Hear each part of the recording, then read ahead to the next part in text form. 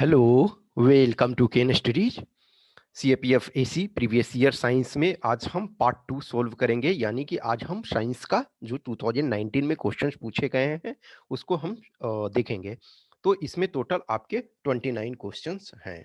जो 2020 में हमने देखा था तो उसमें 30 क्वेश्चन हैं, इसमें 29 मोर और लेस जो है इधर आपके हमेशा 20 प्लस ही क्वेश्चन पूछे जा रहे हैं इसमें। तो आज हम 2019 का देखेंगे। First, inspire is an ongoing initiative of government of India for। तो ये department of science and technology DST, department of science and technology के द्वारा ये करंट अफेयर्स का क्वेश्चन था। तो इसका इंस्पायर, इंस्पायर देखो कैपिटल में सारा लिखा हुआ है, इसका मतलब है कि ये एब्रिविएशन है, ये फुल फॉर्म है। तो इसका मतलब था innovation of science pursuit for inspire research. Okay, so it is innovation of science pursuit for inspire research. और ये department of science and technology के द्वारा जो है किया गया for attraction of talent to science की, science of attraction of talent for science and research की more and more people should come. In fact देखोगे कि इसी योजना के तहत जो है रिसर्च वगैरह में जो बीटेक किए हुए हैं, जिनका स्कोर अच्छा है, जो पीएचडी में डायरेक्ट रिसर्च करना चाहते हैं, उनको देखोगे कि स्कॉलरशिप काफ़ी बढ़ा करके दिया जा रहा है। ऑब्वियसली है कि हम वेस्टर्न जो पैटर्न देखें या फिर वो स्टैंडर्ड देखें तो उसके अनुसार नहीं है, बट इंडियन स्टैंडर्ड के अनुसार ठीक-ठाक अच्छा खासा दिया जा रहा है। तो ए इसका आंसर है।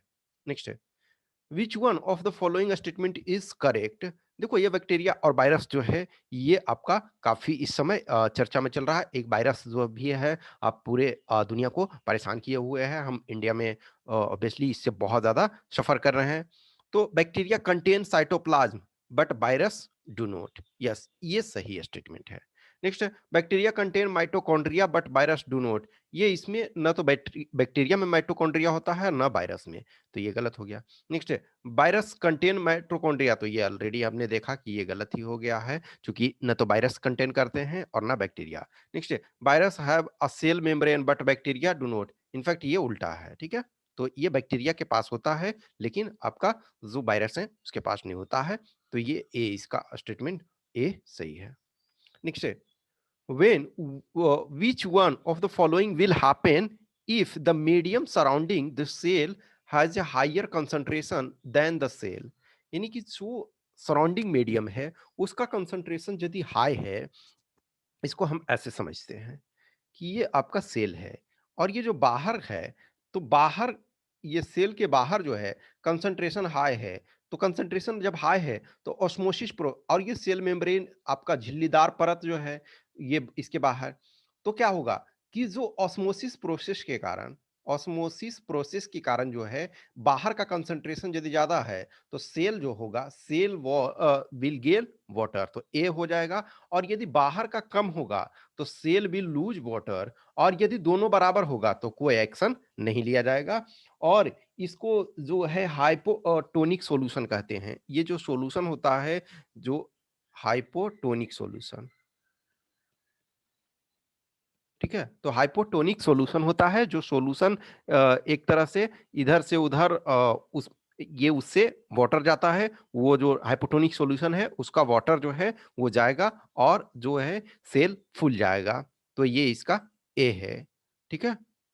तो ये जो भी होगा आपका ये ए होगा, ठीक है।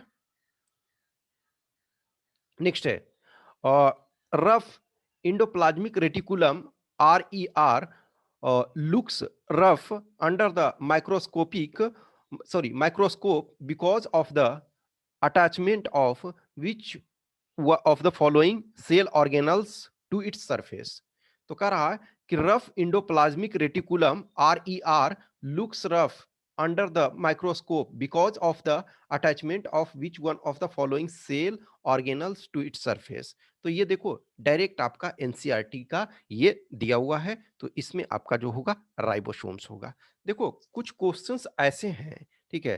तो कुछ क्वेश्चंस ऐसे हैं जिसके कारण जो है जो जो आपको रटना पड़ेगा। वो जो एज सच आपने रटा हुआ है, देखा हुआ, मल्टीपल टाइम देखा हुआ है, तो उसको आप सोल्व कर सकते हो, ठीक है। नेक्स्ट है, when a longitudinal wave moves through a certain medium, the quantity which is transmitted through the medium is। तो ये सिर्फ और सिर्फ एनर्जी होता है।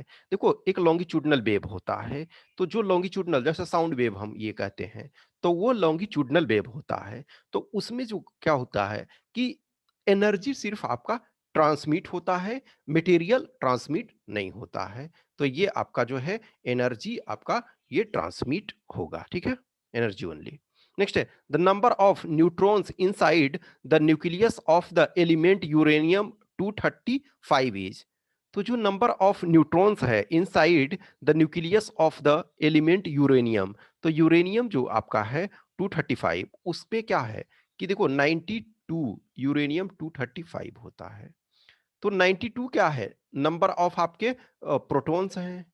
तो ये आपका एटॉमिक मास है, एटॉमिक वेट, एटॉमिक मास इसको, तो ये एटॉमिक नंबर है। तो न्यूट्रॉन्स कितने हो जाएंगे, तो न्यूट्रॉन्स हो जाएंगे आपके 235 माइनस 92, तो 143।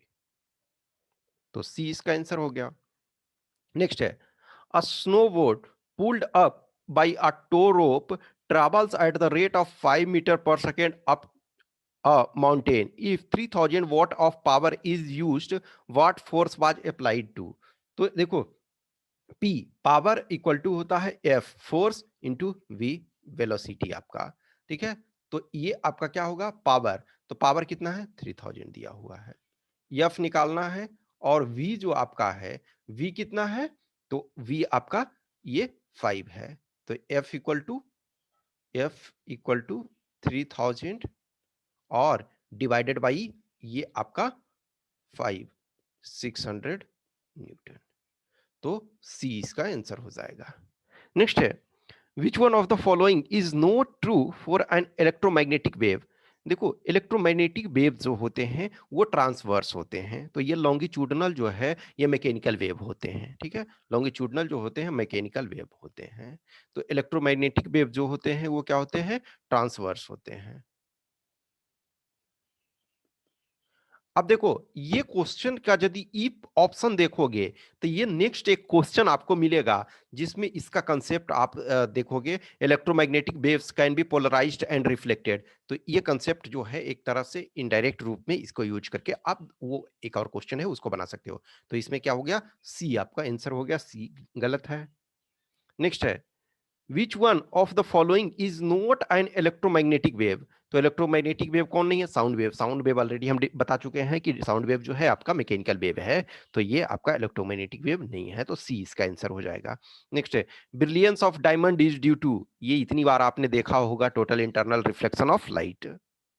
नेक्स्ट है which one of the following is known as wood spirit. तो ये मिथेनॉल जो है तो वो बुडा स्पिरिट के नाम से जाना जाता है। नेक्स्ट है which one of the following will note show Tyndall effect. Tyndall effect जो होता है कोलॉइड के लिए होता है, कोलॉइड जिसमें यानी कि small particulate matter suspended particulate matter होते हैं, सस्पेंडेड पार्टिकुलेट मैटर, तो उस पर जो होता है उस पार्टिकल्स के कारण जो होता है वो आपका रिफ्लेक्शन होता है, ठीक है। तो आपका टिंडल इफेक्ट जो एक तरह से सॉरी स्कैटरिंग होता है, ठीक है। तो light scatter bye particles on a colloid in a very fine solution, तो या तो कोलाइड या वेरी फाइन सॉल्यूशन ये कह सकते हो। आप देखो तो chalk powder freshly mixed with water, तो इसमें देखो पार्टिकल आएगा चॉक पाउडर का। फिर देखो लाइम जूस, लाइम जूस जो है वो आपका प्रॉपर सॉल्यूशन है, न कि ये कोलॉइड है, तो इसमें नहीं दिखेगा। अब few drops of milk mixed with water, तो इसमें भी आपका जो मिल्क होगा उसके फाइन ड्रॉपलेट्स होंगे, ठीक है, फाइन पार्टिकल्स दिखेंगे। स्टार्च सॉल्यूशन, स्टार्च सॉल्यूशन भी आपके यानी मंड सॉल्यूशन, तो ये भी होगा। लाइम जूस जो है प्रॉपर सॉल्यूशन है, तो ये टिंडल इफेक्ट ये नहीं दिखाएगा, तो क्योंकि इसमें सस्पेंडेड पार्टिकल नहीं है।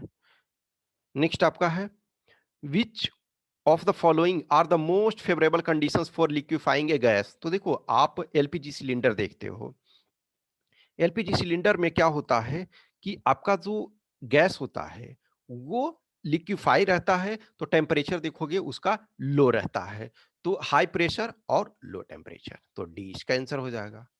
नेक्स्ट है aluminium iron copper zinc are extracted from, तो ये देखो रिस्पेक्टिवली है, यानी कि अल्युमिनियम के लिए फर्स्ट होना चाहिए, कॉपर के लिए सेकेंड, ये अब देखो इसमें से एक ही ऑप्शन इसमें यदि और देता डिफिकल्ट थोड़ा सा, तब डिफिकल्ट होता, लेकिन आप एल्युमिनियम का जान रहे हो बॉक्साइट, और एक ही ऐसा ऑप्शन है, आयरन का जान रहे हो मैग्नेटाइट, तो एक ही ऐसा ऑप्शन ही है, तो ये आपका मालासाइट। मान के चलो कि ये दोनों आपको पता नहीं था, लेकिन एल्युमिनियम का तो आप हर कोई जान रहा है, ऑब्वियसली हर कोई का मतलब है कि मैं ये समझता हूं कि जो भी प्रिपरेशन कर रहे हैं थोड़े से सीरियस से, तो वो सब जान रहे हैं एटलीस्ट एल्युमिनियम और आयरन का। तो ये ऑप्शन थोड़ा सा डिफिकल्ट देता, अब इसमें इसमें इंटरचेंज करता, या फिर मैग्नेटाइट की जगह आयरन का कुछ और लेता, ये उस ढंग से, तब आपका प्रॉब्लम होता। लेकिन इसमें बहुत आसान ऑप्शन चेक किए हुए था, सेट किए हुए था, तो ए इसका हो जाएगा।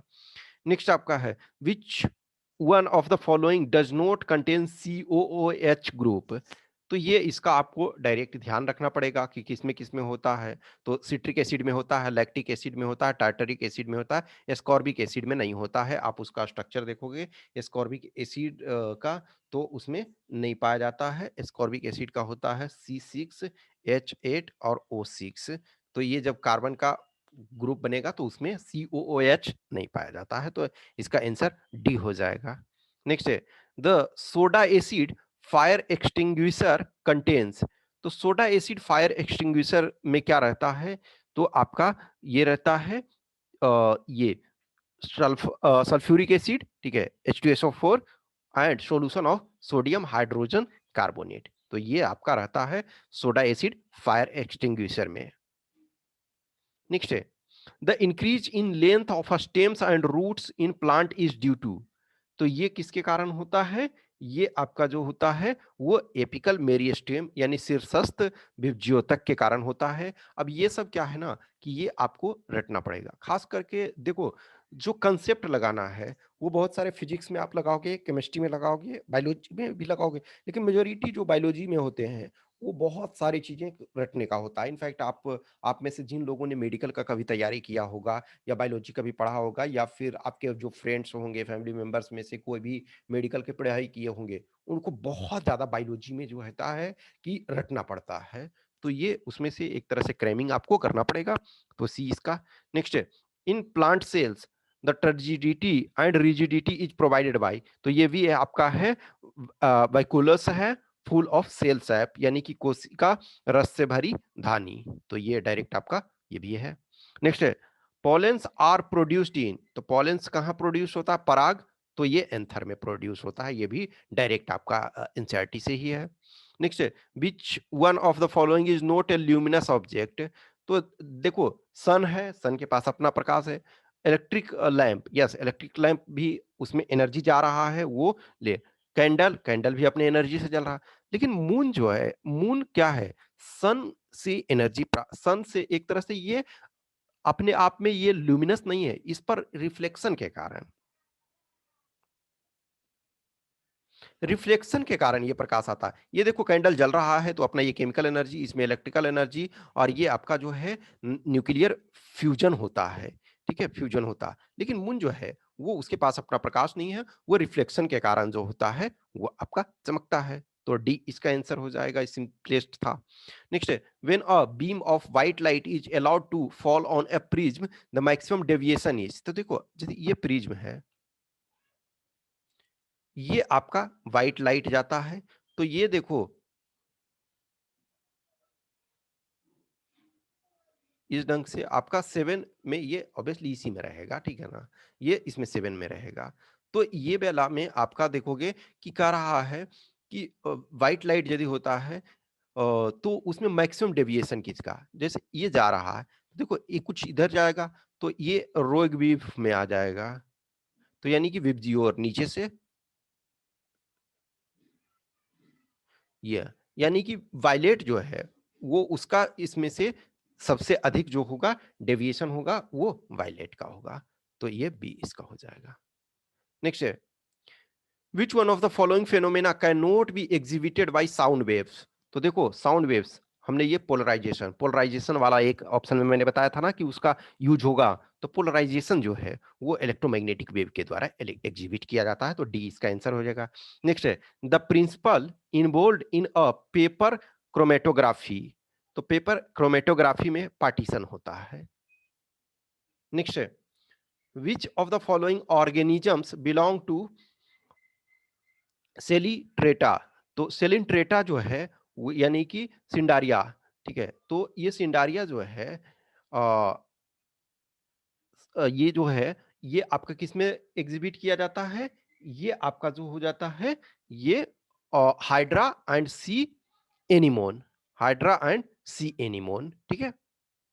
तो सी इसका आंसर हो जाएगा। नेक्स्ट है bending of shoots of a plant towards light can be refer to as, तो ये पॉजिटिव फोटोट्रोपिज्म होता है, यानी कि जिस दिशा में प्रकाश मिल रही है उसे उसी दिशा में वो मुड़ जाता है। देखो नॉर्मली क्या है, कोई भी प्लांट सीधा बढ़ता है, लेकिन उसे कुछ जो होते हैं कि सीधे में आपको लाइट प्रॉपर उसको नहीं मिल रहा, तो वो सनलाइट की ओर धीरे धीरे मुड़ते जाता है, तो इसे पॉजिटिव फोटोट्रोपिज्म कहते हैं। यदि लाइट के अपोजिट मुड़ता है, अपोजिट बढ़ता है, तो उसको निगेटिव फोटोट्रोपिज्म कहते हैं, ठीक है। नेक्स्ट है epidermal cells of plant roots increase their absorption surface by having, तो एपिडर्मल एक तरह से क्या होता है ना कि बाहरी स्किन एक तरह से कर सकते हो, पेड़ की छाल जिसको कहते हो, तो बाह्य त्वचा जिसको कहते हो तो यानी छाल कह सकते हो, तो वो आपका किसके कारण ये बढ़ता है? तो ये जो होता है रूट हेयर्स के कारण, ठीक है। Next quartz is extensively used as a piezoelectric material it contains, तो ये सिलिकॉन है। पीजोइलेक्ट्रिक इफेक्ट का मतलब होता है ना कि जैसे आप देखोगे रैकेट सपोज है, बैडमिंटन का रैकेट वगैरह, तो उसमें कहते हैं ना कि बैडमिंटन का कोई भी रैकेट है तो उसका शॉट्स अच्छा है, इसका मतलब क्या है, वो कितने अच्छे तरीके से जो आप कॉर्क है उसको पुश कर सकता है, तो वो उसमें लिटिल बिट जो इलेक्ट्रिक फेनोमेना होता है उसको पेजो इलेक्ट्रिक इफेक्ट कहते हैं, और ये सिलिकॉन का बना हुआ होता है क्वार्ट्ज। नेक्स्ट है which one of the following is used for water softening, तो वाटर सॉफ्टनिंग के लिए कौन सा यूज होता है? तो ये आपका है डाई सोडियम हाइड्रोजन फॉस्फेट, तो डाई सोडियम हाइड्रोजन फॉस्फेट, तो डी इसका। लास्ट क्वेश्चन इसका है formula of a sodium salt of an anion X is Na2x, ठीक है। Then the formula of aluminium salt, तो देखो हम जान रहे हैं कि सोडियम का जो आपका वैलेंसी है 1 है, तो 2 सोडियम एटम मिल करके ये एक्स बना रहा है, इसका मतलब एक्स का वैलेंसी क्या है 2 है।